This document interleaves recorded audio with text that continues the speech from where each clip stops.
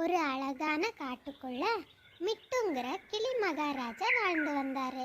அவர் காட்டுல இருக்கிற எல்லா பறவைகளையும் கூப்பிட்டு அதுக்கு ஒரு போட்டி வச்சாரு. இல்ல, யாரோட வீடு ரொம்ப அழகா இருக்கோ அவங்களுக்கு நான் நிறைய பழங்களை பரிசா தருவேன். எல்லா குருவிகளும் போட்டிக்கு தயாரா இருங்க. ராஜா இப்படி சொன்னதுமே எல்லா குருவிகளும் ரொம்ப சந்தோஷமா அதுங்க கூட்டுகளுக்கு பறந்து போச்சு.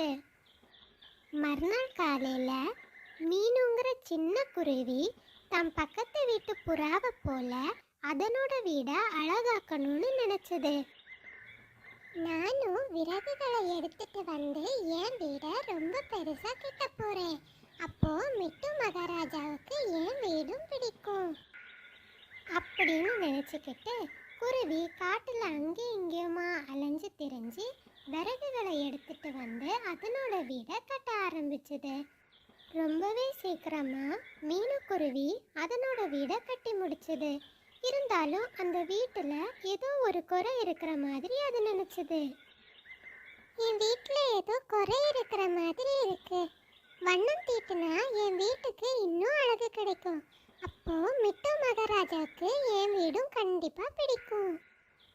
அதே சமயத்துல புறாவும் மீனுக்குருவிக்கு நிறைய உதவிகளை செய்தது. வண்ணம் தீட்டுறது, அழகு சாதனம் வாங்கி கொடுத்துக்கிறதுன்னு எல்லா உதவிகளையும் பண்ணுச்சு. மறுநாள் காலையில காட்டுல இருக்கிற எல்லா பறவைகளும் அதனோட வீட வண்ணம் தீட்ட ஆரம்பிச்சுது.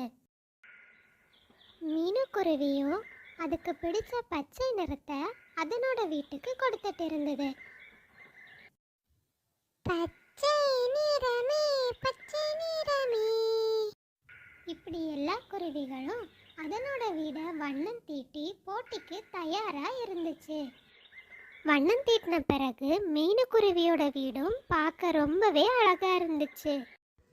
இதை எல்லாத்தையுமே காலுங்கிற ஒரு சோம்பேறி காக்கா அதன் வீட்டில் இருந்து பார்த்துக்கிட்டே இருந்துச்சு. ஆகா, எல்லா குருவிகளும் இன்னைக்கு தங்களோட வீட வண்ணம் தீட்டி வச்சிருக்கு.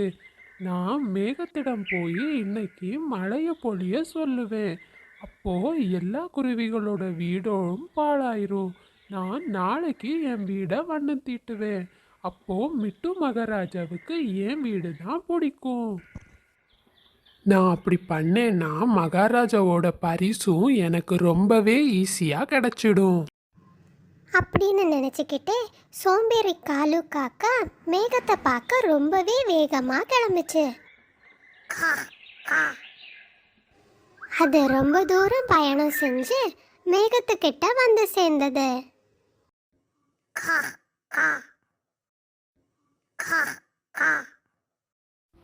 மேகமண்ணே, நான் மிட்டு மகாராஜா காட்டுல இருந்து வரேன். எங்க காட்டுல தண்ணி இல்லாம உயிரினங்கள் ரொம்பவே கஷ்டப்படுது.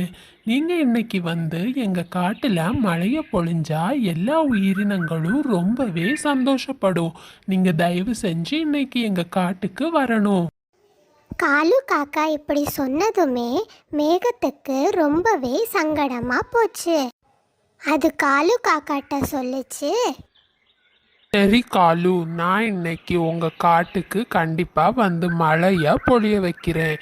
நீ எல்லா உயிரினங்களிடத்தையும் அக்கறை கொண்டு என்கிட்ட இந்த விஷயத்த சொல்லியிருக்க. உன்னோட கோரிக்கைய கண்டிப்பா நான் நிறைவேற்றி வைக்கிறேன். மேகம் இப்படி சொன்ன உடனே காலு காக்கா சந்தோஷமா அங்கிருந்து கிளம்புச்சு. மேகம் மழையை பொழிய வைக்கிறதுக்காக அதனோட தம்பியை பார்க்க போச்சு.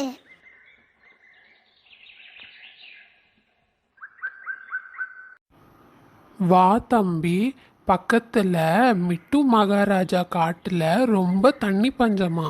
நம்ம இன்னைக்கு போய் அங்க மழைய பொழிய வச்சுட்டு வரலாம். சீக்கிரம் வா, நம்ம போவோம். இல்ல அண்ணே, அதை விட ரொம்ப முக்கியமான வேலை ஒன்று இருக்கு. பக்கத்து காட்டுல காட்டு தீ பிடிச்சிருக்கு. நாம இப்போ போய் கண்டிப்பா அதை அணைச்சாகணும். இல்லைன்னா மரங்கள் எல்லாம் எரிஞ்சு நாசமாயிடும்.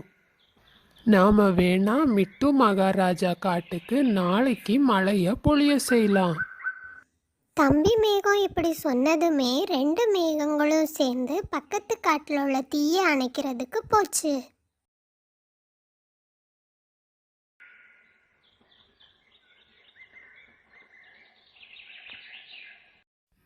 இன்னும் கொஞ்ச நேரத்துல மழை மேகங்கள் வந்து மழைய பொழிய போகுது. எல்லாரோட வீட்டோட வண்ணங்களும் நாசமா போகும். நான் நாளைக்கு என் வீடை ரொம்ப அழகா வண்ணம் தீட்டுவேன். கண்டிப்பா பரிசு எனக்கு தான். ஆனா இரவு ரொம்ப நேரம் ஆனப்பறமும் மழை மேகங்கள் மழைய பொழியறதுக்கு அங்க வரல. காக்கா காத்திருந்து காத்திருந்து தூங்கியே போச்சு. மறுநாள் காலையில சூரியன் உதயமாச்சு.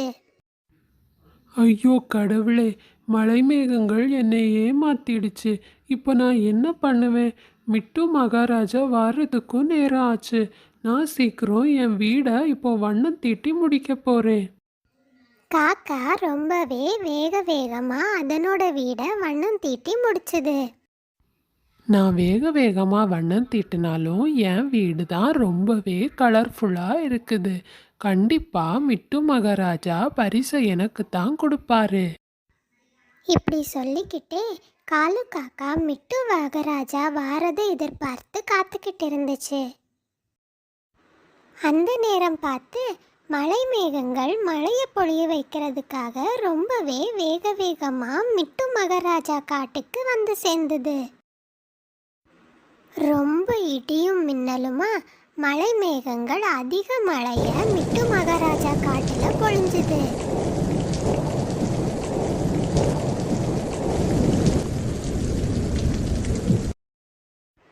மழை ரொம்பவே அதிகமாக பெஞ்சதுனால எல்லா பறவைகளும் அதனோட வீட்டுக்குள்ள போய் உட்காந்துக்குச்சு.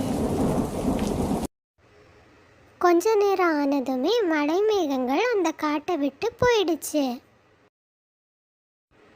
ஆனால் மழைனால எந்த குருவிகளோட வீட்டில் உள்ள வண்ணங்களும் அழிஞ்சு போகல. காலு காக்கா வீட்டில் உள்ள வண்ணங்கள் மட்டும் மழையால் ரொம்பவே பாதிக்கப்பட்டுச்சு. அந்த நேரம் பார்த்து மிட்டு மகாராஜா அதனோட மந்திரி குயில் கூட பறவைகளோட கூட பார்க்கறதுக்காக வந்துச்சு.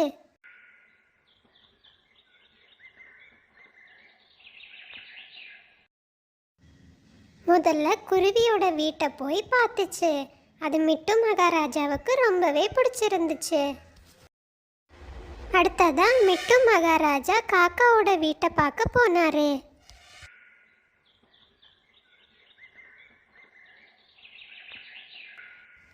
காலு காக்காவோட வீடை பார்த்து மிட்டு மகாராஜா ரொம்பவே கோவப்பட்டாரு.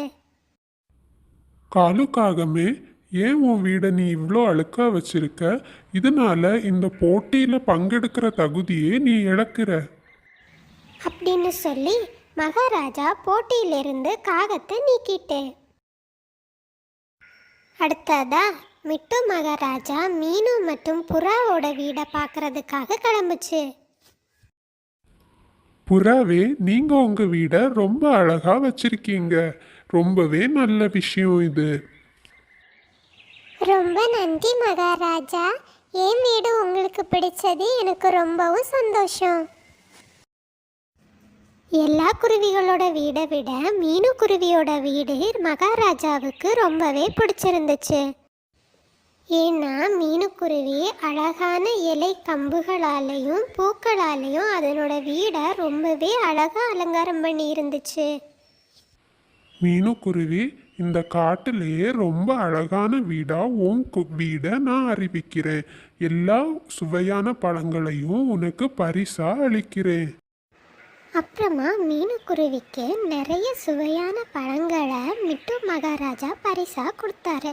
அதை மீனுக்குருவி தன் நண்பர்களோட பகிர்ந்து சாப்பிட்டு, வாங்க நண்பர்களே, எல்லாரும் இந்த சுவையான பழத்தை சாப்பிட்டு சந்தோஷமா இருப்போம். ஏன் மீனுக்குருவி, நீ உன்னுடைய பழங்களை எல்லாருக்குமே பகிர்ந்தளிக்கணும்னு நினைக்கிற? அதை நீயே சாப்பிடலாம் இல்லை? அப்படின்னு காக்கா கேட்டதுமே மீனுக்குருவி சொல்லிச்சு, இல்லை காக்காண்ணே, நீங்கள் எல்லாருமே என்னுடைய நண்பர்கள். இதை உங்களோட பகிர்ந்து சாப்பிட்றதுல தான் எனக்கு சந்தோஷம். மீனுக்குருவி இப்படி சொன்னதை கேட்டு காக்கா ரொம்பவே வருத்தப்பட்டுச்சு.